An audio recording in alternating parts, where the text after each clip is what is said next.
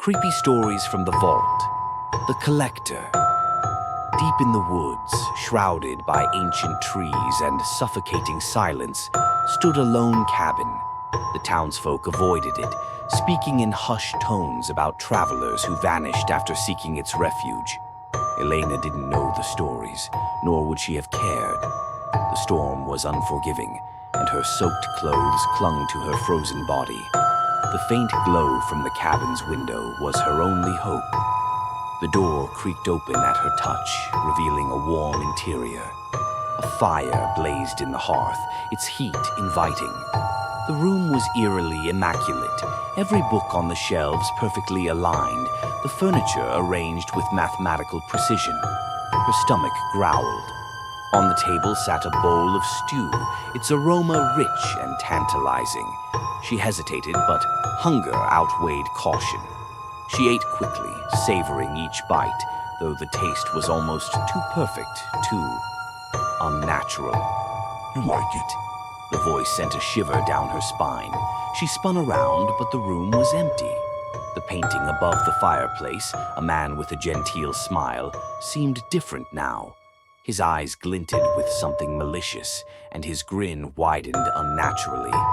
The door slammed shut. The fire sputtered, the shadows twisting unnervingly. The room grew colder as an oppressive force settled over her. She stumbled back, her breath hitching. You're perfect, The voice whispered, closer now. Her heart raced as she bolted for the door, but the handle wouldn't budge. The windows were gone, replaced by unbroken walls. Something cold brushed against her neck, and she screamed. The shadows lunged, slamming her to the floor. Invisible hands dragged her into the darkness as she clawed at the wooden boards, her nails splintering. When she woke, she was bound to a chair in a dimly lit room. Her wrists and ankles ached, the ropes biting into her flesh. She wasn't alone.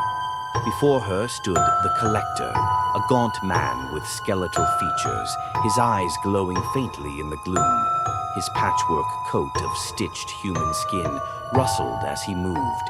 He carried a scalpel, its blade gleaming wickedly. You will be my masterpiece. He murmured, his voice a raspy echo. Elena screamed, thrashing against her bonds. He only smiled, stepping closer.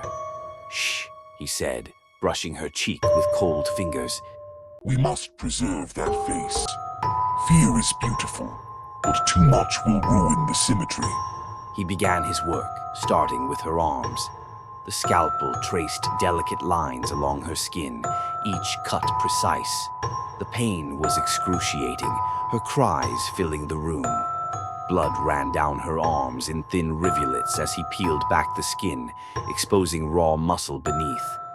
Ah, exquisite, He said, holding up a strip of her flesh to the light. Such texture, such vibrancy. Elena's vision blurred as tears streamed down her face. He moved to her face, his cold hands gripping her chin. Now, This is the most delicate part. he whispered. We must keep your expression perfect. The scalpel hovered over her cheek. She begged, her voice hoarse. Please don't. He ignored her. The blade sliced into her cheek, the pain a white-hot explosion. He hummed a tuneless melody as he worked, carving her features with the precision of a sculptor. Blood dripped onto the floor, pooling beneath her chair. When he finished, he stepped back to admire his work. Elena's face was a grotesque mask of pain, her flesh peeled in delicate patterns. She wanted to scream, but her voice had abandoned her. It's almost time. He said, pulling a large syringe from his coat. The liquid inside glowed faintly. No, please. She sobbed, her voice barely a whisper. The needle plunged into her neck. The liquid burned as it coursed through her veins, her body convulsing.